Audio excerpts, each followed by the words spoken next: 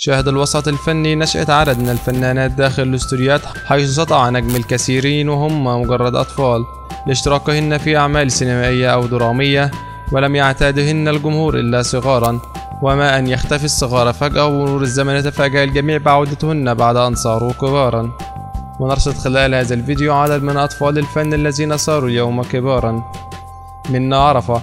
استطاعت الطفلة منى عرفة أن تثبت نفسها في مجال التمثيل.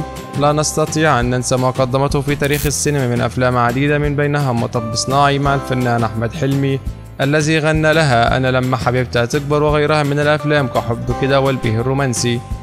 نهاد نور.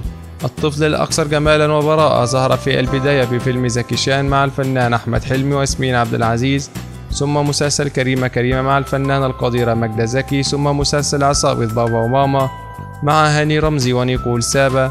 وكان آخر عمل ظهر فيه نهاد نور مسلسل ريش نعام مع داليا البحيري، وجسد في مسلسل دور شقيق داليا البحيري المريض بالسكر. ليلى عدنان.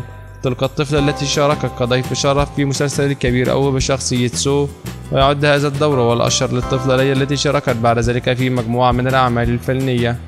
أحمد مالك.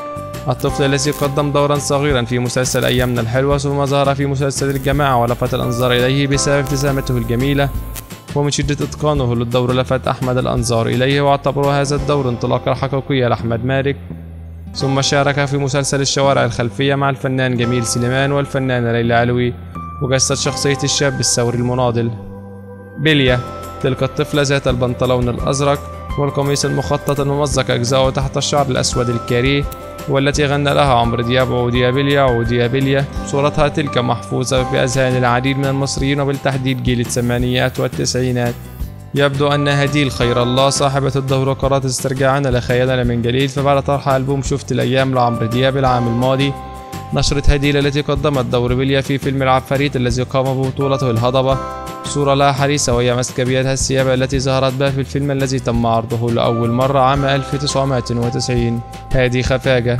بدأ التمثيل بسن الثالثة، وهو شقيق الممثل الشاب شادي خفاجة، شارك في عام 2005 بفيلم أبو علي كشقيق الفنان كريم عبد العزيز، وفي 2006 شارك بحدائق الشيطان وأدى فيه دور الطفل الصعيدي، وغيرها من الأعمال كفارس بلا جواد، الناس في كفر عسكر، هيمة، عباس الأبيض في اليوم الأسود، شيخ العرب همام، عفاريت السيالة. مها عمار. ومن أبرز هؤلاء الأطفال أيضا الفنانة مها عمار التي اشتهرت بتجسيد دور الطفلة في عدة أفلام، كان من أبرزها ليه خلتني أحبك، السلم والثعبان، وسطع نجمها تماما بعد تمثيلها في فيلم حرامية في KG 2 مع الفنان كريم عبد العزيز، وقامت بتجسيد دور نسمة بنت السباعي، وكانت حينها بعمر 6 سنوات، وتشارك بعد ذلك في فيلم خالتي فرنسا، وكان آخر فيلم سينمائي لها عام 2004 وعمرها في ذلك الوقت 8 سنوات. محمد الشرنوبي. الطفل الذي ظهر في المشاهد الأولى لفيلم السفاح، والذي جسد شخصية هاني سلامة في بداية الفيلم، ثم شارك في فيلم قصة حب مع جمال سليمان وبسمة، وجسد شخصية عبد الرحمن وهو الشاب المراهق الذي يسعى للسهر من وفاة والده، وأيضا شارك في أكثر من مسلسل مثل الشوارع الخلفية وزي الورد. ملك كورة.